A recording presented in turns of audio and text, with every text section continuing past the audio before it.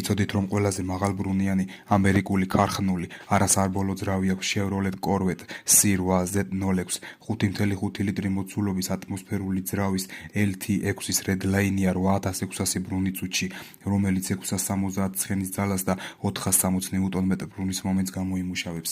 შემდეგია Ford-ის 5.2 ლიტრი მოცულობის V8 ატმოსფერული ძრავი სახელად Voodoo, რომელიც Shelby GT350 და GT350R მოდელებში დგას. მისი Redline-ია 8250 ბრუნი წუთში, აქვს 526 ცხენის ძალა და 430 ნიუტონ-მეტრი ბრუნის მომენტი.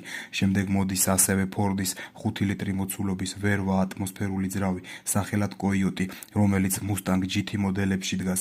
მისი Redline-ია 7800 ბრუნი წუთში, აქვს 480-დან 500 ცხენის ძალამდე და 418 ნიუტონ-მეტრი ბრუნის მომენტი, ხოლო 5.2 ლიტრი მოცულობის კომპრესორიან V8 Predators, რომელიც Shelby GT500 მოდელში დგას, აქვს 7500 ბრუნი წუთში, კომპრესორის წყალობით კი 760 ცხენის ძალას და 625 ნიუტონ-მეტრ ბრუნის მომენტს გამოიმუშავებს.